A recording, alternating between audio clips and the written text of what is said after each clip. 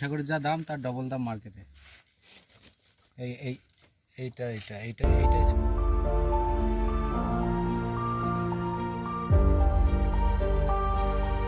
এবছর আমের ফলন কম হওয়ায় চড়া দাম আমের। সামনেই জামাই ষষ্ঠী, আর তাই আম পেড়ে ফেলার ব্যস্ততা আম বাগানের মালিকদের। জামাই ষষ্ঠী ছাড়া আম কিনে শ্বশুর বাড়ি যেতে পারবে কিনা তার ঠিক নেই। কারণ আমের যা চাই যে 1 কিলো আম 200 টাকা। এবছর চড়া দাম রয়েছে আমের, তাই জামাই ষষ্ঠীতে জামাইরা আম কিনতে ছ্যাঁকা খেতে হবে, এমনটাই দাবি আম বাগানের মালিকদের। নদিয়ার শান্তিপুর, ফুলিয়া সহ পার্শ্ববর্তী এলাকা জুড়ে রয়েছে এই আমের চাষ।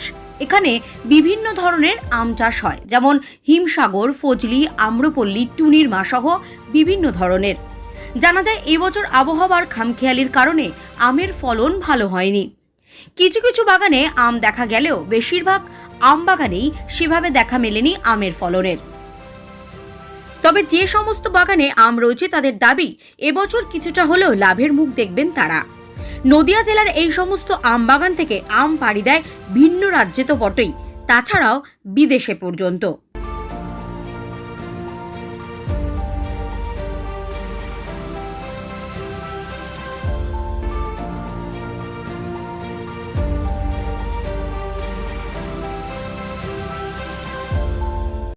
এবছর আমের ফলন খুবই সীমিত, অনেক জায়গায় আমের ফলন হওয়াইনি।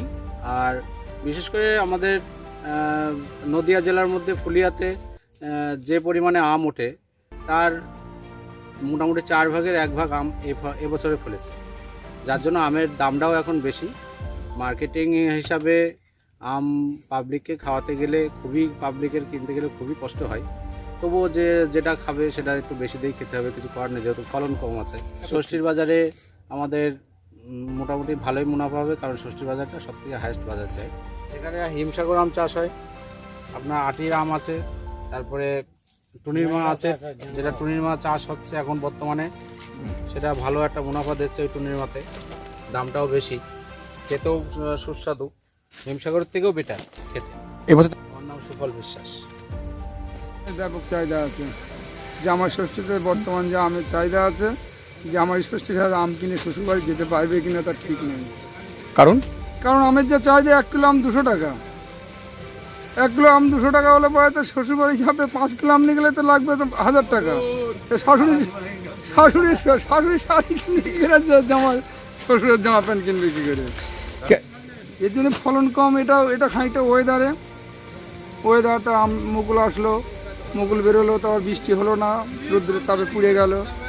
এবার যারা জল ঢল দিয়ে ঠিকঠাক করে রেখেছে গাছটা, তাদের ফলনটা টুকটাক হয়েছে, আর যারা চেষ্টা করেনি তাদের একদম মার।